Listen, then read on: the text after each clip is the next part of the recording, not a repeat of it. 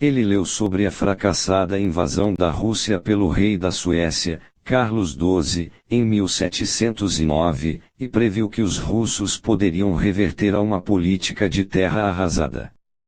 Seu exército teria de ser autossuficiente ao máximo, as distâncias eram grandes demais para ter linhas de suprimentos estendendo-se desde a Europa, mas, devido a seu tamanho, isso exigiria planejamento e organização incríveis. Para ajudar a abastecer seu exército, Napoleão mandou encher de trigo e arroz imensos armazéns próximos às fronteiras da Rússia. Ele sabia que ia ser impossível providenciar forragem para os 150.000 cavalos de seu exército, e assim, pensando com antecedência, decidiu que teriam de aguardar até junho para invadir, quando as relvas das planícies russas estariam verdes e suculentas. No último minuto, ele soube que a Rússia possuía pouquíssimos meinhos para transformar grãos em farinha, então acrescentou à sua crescente lista a necessidade de trazer material para construírem meinhos ao longo do caminho. Com os problemas logísticos solucionados e sua usual estratégia bem arquitetada à mão, Napoleão disse a seus ministros que previa a vitória total dentro de 3 meses. No passado, estas previsões de Napoleão tinham sido incrivelmente corretas. Em junho de 1812, a vasta armada de homens e suprimentos de Napoleão entrou na Rússia. Napoleão sempre planejava pensando no inesperado, mas desta vez dificuldades incontroláveis começaram a se acumular quase que de imediato. Chuva, estradas ruins e o intenso calor do verão transformavam os movimentos do exército em um lento rastejar. Em poucos dias, mais de 10.000 cavalos comeram relva rançosa e morreram. Os suprimentos não estavam chegando às tropas de avanço com rapidez suficiente e elas tinham de recorrer a pilhagens, mas os camponeses russos, pouco cooperativos ao longo da marcha, não só se recusavam a vender sua comida a qualquer preço como preferiam tocar fogo em seu feno a deixar que os franceses o pegassem.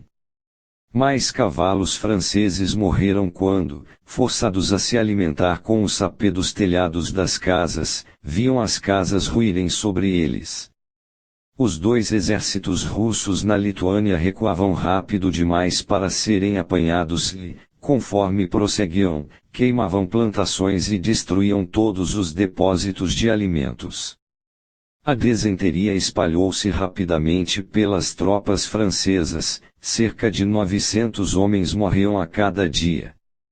Em seu esforço para capturar e destruir pelo menos uma parte deste inimigo arredio, Napoleão era constrangido a marchar cada vez mais para o leste. Em determinados pontos, ele chegava angustiantemente próximo do exército que estava mais ao norte, mas seus homens e cavalos exaustos não podiam se mover com a rapidez suficiente para enfrentá-lo ou cercá-lo, e o adversário escapava todas as vezes com facilidade de suas armadilhas. Junho terminou e entrou julho. Agora ficou evidente que os russos conseguiriam unir seus 2 exércitos em Smolensk, mais de 320 quilômetros a leste de onde Napoleão pretendera combatê-los e a miras 450 quilômetros de Moscou. Napoleão tinha de parar e repensar seu plano. Milhares de soldados franceses haviam sucumbido a doenças e fome sem que fosse travada uma única batalha. O exército estendia-se ao longo de uma linha de 800 quilômetros, partes dele constantemente assediadas por pequenas tropas de cossacos a cavalo, semeando o terror com seus ataques repentinos e sanguinários. Napoleão não podia permitir que a caçada continuasse por mais tempo e ele marcharia com seus homens até Smolensk e travaria ali a batalha decisiva. Smolensk era uma cidade sagrada, com um grande significado emocional para o povo russo. Certamente os russos lutariam para defendê-la em vez de deixar que fosse destruída. Ele sabia que se pudesse pelo menos enfrentar os russos em batalha, venceria. E assim os franceses avançaram para Smolensk, chegando lá em meados de agosto, sua força de ataque de 450 mil homens reduzida a 150 mil e exausta pelo calor intenso. Finalmente, como Napoleão previra, os russos resistiram ali mas por muito pouco tempo, depois de vários dias lutando, eles recuaram mais uma vez, deixando para trás uma cidade incendiada e em ruínas, sem nada para os franceses comerem ou saquearem. Napoleão não conseguia entender o povo russo que, para ele, eram uns suicidas preferiam destruir seu país a entregá-lo. Agora ele tinha de decidir se deveria marchar sobre a própria Moscou. Talvez fosse prudente esperar até o fim do inverno em Smolensk, mas isso daria ao czar tempo para armar um exército maior com o qual Napoleão teria dificuldade em lidar com suas próprias forças desfalcadas. O imperador francês estava certo de que o czar defenderia Moscou, o coração e a alma da Rússia. Quando Moscou caísse, Alexandre teria de pedir paz. Assim Napoleão marchou com suas tropas debilitadas ainda mais para o leste. Então, finalmente, os russos viraram-se para enfrentar os franceses em batalha e, no dia 7 de setembro, os dois exércitos se chocaram perto da aldeia de Borodino, a apenas 120 quilômetros de Moscou.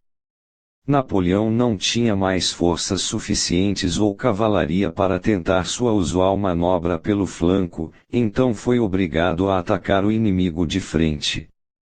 Os russos lutaram acirradamente, mais do que qualquer exército que Napoleão jamais enfrentara. Mesmo assim, depois de horas de combate brutal, os russos recuaram de novo. A estrada para Moscou estava livre. Mas o exército russo ainda estava intacto, e as forças de Napoleão haviam sofrido baixas terríveis. 7 dias depois, o exército de Napoleão, agora reduzido a 100 mil homens, entrou tranquilamente em uma Moscou indefesa. Um marechal francês escreveu para sua mulher dizendo que o imperador transbordava da felicidade.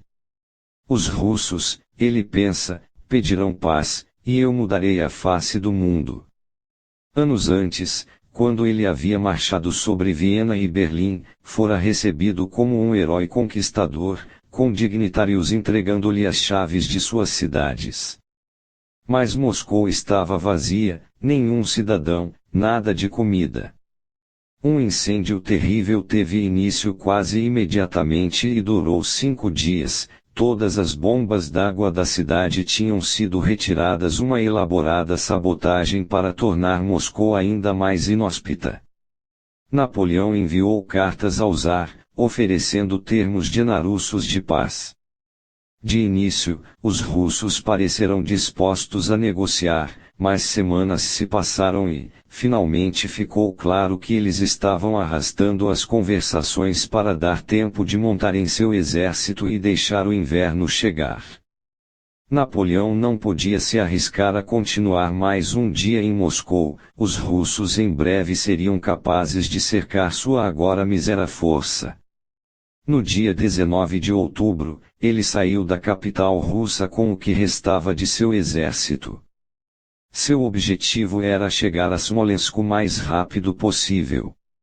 Agora aqueles bandos indisciplinados de cossacos que o haviam assediado na estrada a leste haviam se formado em divisões maiores, forças de guerrilha de 500 homens, e todos os dias matavam mais e mais soldados franceses.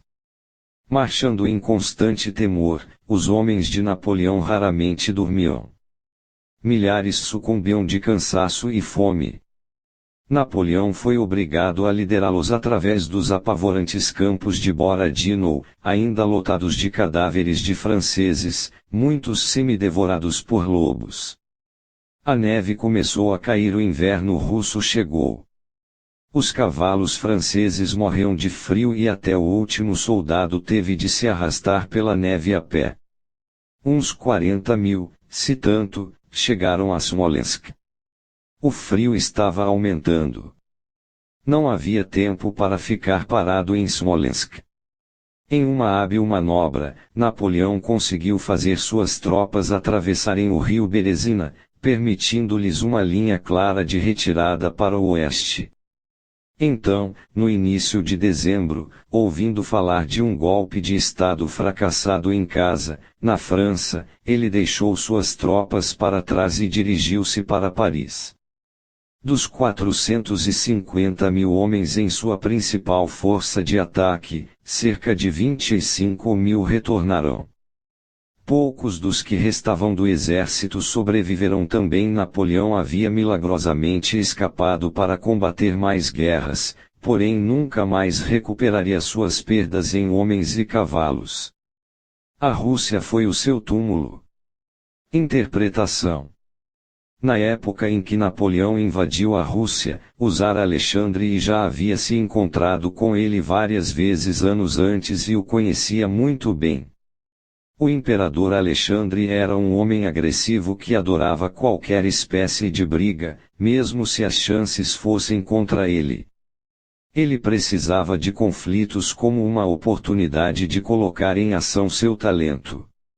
Recusando-se a enfrentá-lo em batalha, Alexandre podia deixá-lo frustrado e atraí-lo para um vazio, vastas, porém vazias terras sem alimento ou forragem, cidades vazias sem nada para pilhar, negociações vazias, tempo vazio no qual nada acontecia e, finalmente, o frio intenso do inverno. O clima severo da Rússia destruiria o talento organizador de Napoleão.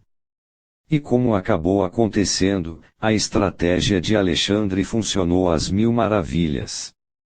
A incapacidade de enfrentar seu inimigo irritou Napoleão. Mais alguns quilômetros a leste, uma batalha para valer e ele daria uma lição a este inimigo covarde.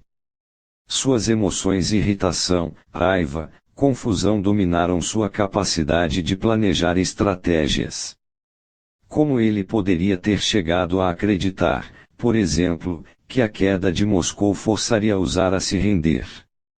O exército de Alexandre ainda estava intacto, os franceses tinham ficado assustadoramente fracos, e o inverno chegava. A mente de Napoleão sucumbirá à poderosa atração do vazio no qual havia entrado, e isso o deixara desnorteado. A estratégia de Alexandre confundiu os soldados franceses também, que eram famosos por sua superior disciplina e espírito de combate. Um soldado pode suportar quase tudo, menos a expectativa de uma batalha que não acontece nunca e uma tensão que não tem alívio. Em vez de batalha, os franceses recebiam infindáveis ataques de surpresa que vinham do nada, uma contínua ameaça que gradualmente virou pânico. Enquanto milhares de soldados adoeciam, muitos mais simplesmente perdiam a vontade de lutar. É da natureza humana não conseguir suportar nenhum tipo de vazio. Nós detestamos o silêncio, longos períodos de inatividade, solidão. Talvez isto esteja relacionado com nosso medo daquele vazio final, nossa própria morte. Temos de preencher e ocupar os espaços vazios. Quando não se dá às pessoas nada para atacar, quando se é o mais diáfano possível, você se aproveita desta fraqueza humana. Furiosas com a ausência não só de uma luta, mas de qualquer tipo de interação, as pessoas tendem a persegui-lo como loucas, perdendo toda a capacidade de pensamento estratégico. É o lado esquivo, não importa se sua força é fraca ou pequena, que controla a dinâmica. Quanto maior o exército, melhor esta estratégia funciona, lutando para chegar até você. O adversário grande demais apresenta alvos interessantes para você atingir.